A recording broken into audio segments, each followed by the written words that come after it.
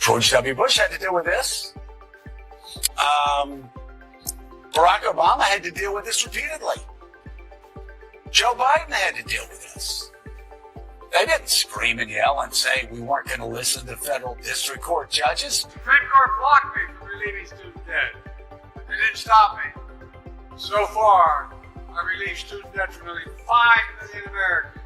A significant number of black borrowers. I'm going to make it my goal that we never forget what Joe Scarborough said. Anytime he says something, I'm playing those videos over and over. Because how can he switch like this and expect everybody is as dumb as his wife? Yeah, well, You could just see that was going to be the reason. Because there were no reasons before the debate. So. Sorry, Joe. Saying the debate was like a shocking reason for Biden's downfall is like saying, I didn't know Hunter Biden was a problem until I saw his artwork. This man had no ethics whatsoever and lied to his audience while staring straight into the camera. Even though the show had hundreds of spectators, Greg Gutfeld did not allow it to air live on TV. He methodically disproved every myth. Joe watching the ultimate deconstruction of a man with a sinister sense of self-righteousness is quite exciting. Additionally, Scar, I can guarantee you that this is the first time you have ever seen Gutfeld like this. It is authentic, passionate, and unaltered. Authors of a new book that details just how Biden really was, how bad he was. And Scarborough acts as if he knew it the whole time. But it wasn't that long ago when Scarborough said this about the commander in coma. He's cogent. But I undersold him when I said he was cogent. He's far beyond cogent. In fact, I think he's better than he's ever been. Intellectually, analytically. Cogent? I think he meant pungent. Keep yakking, you grifter. Start your tape right now, because I'm about to tell you the truth. And F you if you can't handle the truth. This version of Biden, intellectually, analytically, is the best Biden ever. Not a close second. And I've known him for years. The Brzezinskis have known him for 50 years. If it weren't the truth, I wouldn't say it. Of course it wasn't the truth, you bozo. Which is why you said it. This guy has always been more full of than a cage full of chimps mainlining Metamucil. Here he is In the end, believing in Joe Scar is like believing in a tree without roots when the reality is out. Eventually both separate. The fact that some individuals continue to nod in agreement with him when he reiterates the same points he made in 2023 is even more ridiculous. These days, it sounds less like a political debate and more like a late-night comedy show. I can assure you that it's far funnier than you could imagine, but not from his perspective. Yeah, when I'm asleep at 8:30 at night, because Meek and I, of course, wake up at 4:30 in the morning, and I'll just go, hello, yes, sir. Yeah. And about an hour later, he will aggressively and very effectively give me point by point by point about how my op-ed was flawed. First of all, what kind of loser has to get up at 4:30 in the morning? So he relays an anecdote about Biden calling him up to talk politics. He left out the part that Biden thought he was talking to Amelia Earhart. But does anybody really believe that story? Seriously? Biden didn't have the mental capability to dissect his own pork chop for dinner, let alone dissect a Joe Scarborough op-ed. He couldn't debate a speak and spell, which is why they told him the speak and spell was the nuclear football. And Scarborough actually wanted us to believe Joe was still awake at 8:30 at night. By then he was already in his cryogenic chamber, dreaming about his uncle getting eaten by cannibals, overcoming oil cancer, and Corn Pop's love for hairy legs. Remember this stinky pile of crap from February 2024 after special counsel Robert Hur declined to pursue criminal charges against Biden? Hur said Biden willfully possessed classified docs, but it was okay, because he's an old man with a bad memory. Well, the Dems exploded with rage at this obvious truth, and this hack led the attack. There's so many people that immediately heard these random conclusions, irrelevant conclusions, who, first of all, wondered why in the world he would put that in a report. His neurological assessment of Joe Biden Why in the world would the Justice Department allow that dicta to be in there? It's gratuitous. Well, and he knows it's gratuitous, and it was bad. He suddenly confirmed what we all believed. The true Sleepy Joe was never shown. He said that it felt more like damage control than leadership. So why do they keep bringing up this issue? This is the most healthy president we have ever seen.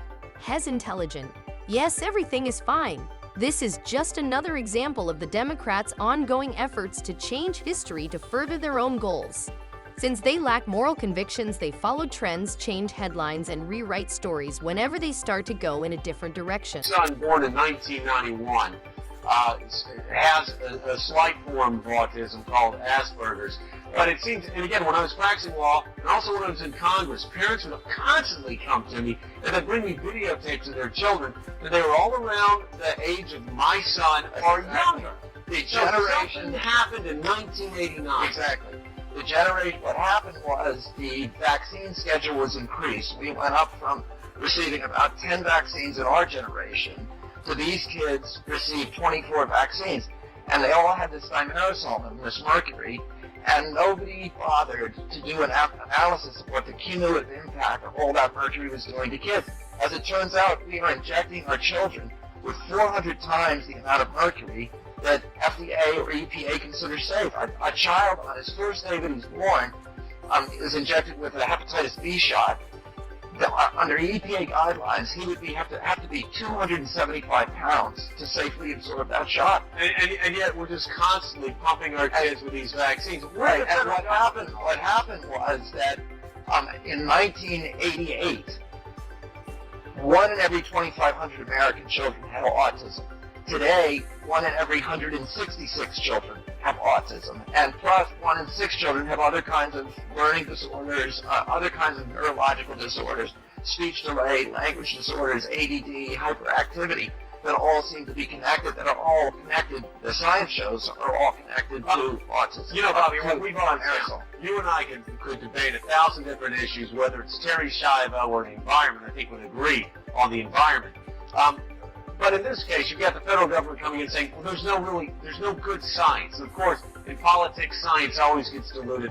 Why hasn't the federal government stepped up and worked more? Because listen, Bobby, I can't prove it tonight. You can't prove it, but intuitively, you look at this fight, you look at what happened with the Marisol, there is no doubt in my mind, maybe it's 2 years from now, maybe it's 5 years from now, maybe it's 10 years from now, we're going to find out the Marisol causes, in my opinion. Additionally, Joe Scarborough is saying the same lines while displaying worry, but the Democrats yell and lose it when RFK Jr. says the same thing without altering a word. They have a very poetic rate of forgetting their own statements, but this is problematic. The fact that the internet never forgets and that everyone can see the contradictions and the double standards still baffles them. People are slowly starting to awaken as well. Into flames. But Scarborough couldn't afford to be honest with his audience because the Dems had a big bad orange man breathing down their necks. So he had to deny Biden's physical and mental decline, which the whole world saw every day. He had to blurt out hostile, fidgety, or they wouldn't give him the pills that keep him from turning into a werewolf. His entire grift was so that he could be the last person MSNBC lays off. I mean, it's not like his night job as a butthead impersonator would cover his monthly nut. But now in 2025, when he thinks it's safe, Scarborough has seen the light. I remember talking to a reporter 3 days before the primary, before the debate, and we were talking about how Biden was starting to fall behind in Minnesota, that Virginia was getting really tight, uncomfortably tight, and Democrats were afraid Biden would even lose New Hampshire. We both said to each other, the funny thing is, like, no matter how Biden does in this debate, people are going to blame the debate for the way the polls are already breaking before the debate. Wait, you mean the funny thing is that no matter how Biden does in the debate, he's going to be blamed for the polls? No, the funny thing is, if you had just told the truth when it mattered, maybe the Dems would have had time to find a candidate who could actually win an election. Hell, Jimmy Carter was still around at that point. He would have done a better job at that debate. But he didn't, so now you have to lie about your lies. But hey, it could always be worse. Joe, because you lie so often that the truth seems strange, Greg Gutfeld will make sure he doesn't get away with it for very long. You're right. You can be sure that Greg will always have a receipt on hand to press replay if someone like Joe starts telling the same lies. Greg is out there rolling back the recordings, clicking play, and exposing every contradiction in front of millions of people, even if Joe might think he controls the story. Politics is no longer important. What counts is honesty. Oh, they're telling you exactly what to say in the front. No, nobody's once told me what to say here. Well, actually, one person did one time. Okay. One leader did one time. I said, I'll tell you what, if you think you can do such a damn good job, why don't you come here and do the show 4 hours a day? I'm fine. Oh, that's hilarious. I'm fine quitting.